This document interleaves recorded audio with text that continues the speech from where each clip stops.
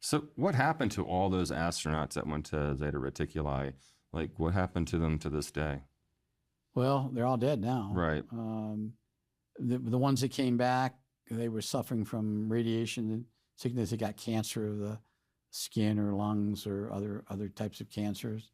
One lived. The last one to live was actually the team commander. He lived for a number of years, but then he died about 6 or 7 years ago. And he was the one that spoke at the private UFO convention. Wendell Stevens got him to speak at it. What was his name? McKeever. His last name was McKeever. And he was an amazing speaker. He spoke from the heart. He really, really valued the Ebens. I mean, they were so tender-hearted. They were compassionate. He saw them all in their best. He never saw them in their worst. Even when our team members got so upset with certain other things that were occurring, that there were confrontations between the Americans and the Ebens never got upset. There was always a mediation. They always tried to, let's just settle this down. You're our guests here, and and they always gave in. He said almost every time the Ebens gave in to the Americans. Not every time, like when they wanted to visit the structure, the homes of no, that's not going to happen. and they warned him not to go in there.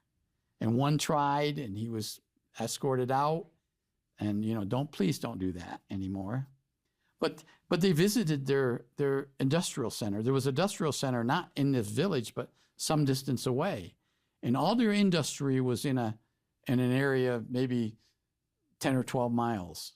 They made the food. They made the aircrafts. They made the anything that they needed was made in this industrial complex. Did they grow their food or 3D print it or maybe make it by some other modality? I don't remember. I think they grew most of it, and there was some canning. There was a facility they used to make other food. The food lacked taste. The first thing they ran out when they started eating the Eben food was salt and pepper, and I think they took some other stuff with them, Tabasco sauce probably because that was in the sea ration even back then. Right. But they ran out of that because the Eben's food didn't have any taste.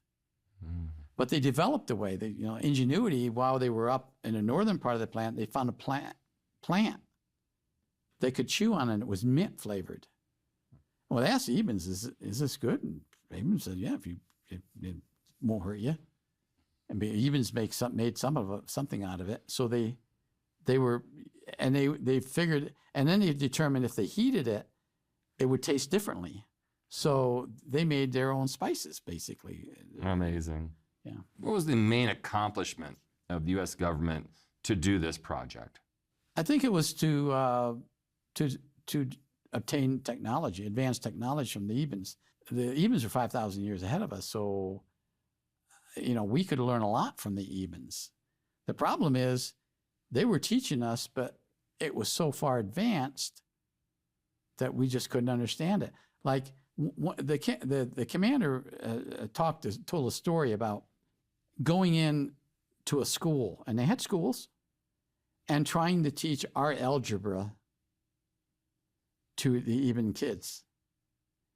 And of course, it's Greek to them. They didn't understand what we were trying to say, but almost every one of them realized what they were doing. You're trying to teach us math. So then the Ebens started teaching us their math, which was more advanced, different symbols and things. But we, especially the scientists on the team, started grasping it. Oh my gosh, yes, I can understand this now. I can understand this now. And here are these scientists that have doctorate degrees are going back to grade school or whatever school, whatever grade the Ebens are learning in, and learning their math, and learning their culture, and learning their alphabet.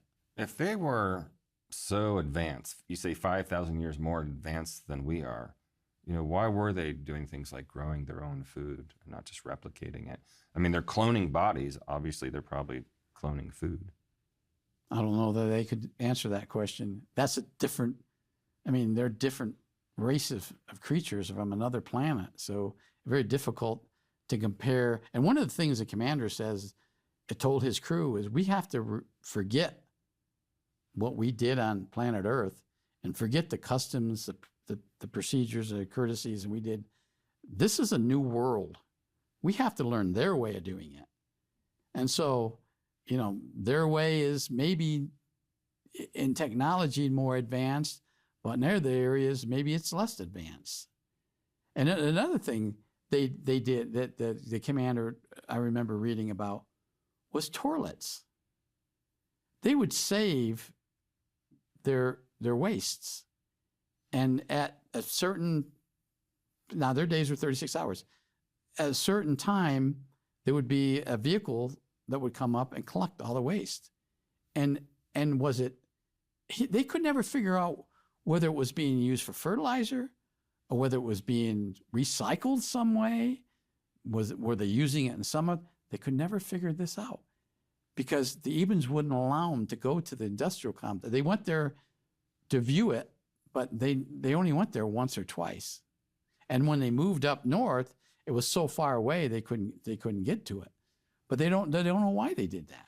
Did they collect the humans' waste too at the same time? They collected the human waste too. That's the next thing I was going to tell you. They would come down and ask for our waste, and I guess the commander said, "Yeah, you want it, you can have it." And there was, and another thing the Ebens did was they made toilets that were different than they had for the crew, which were more like American toilets than the Eben toilets. And the commander says, "How do they know what our toilets are like? They must have been visiting Earth a lot. They must have been in houses, human houses, to see that we have a toilet like this." It's Wow.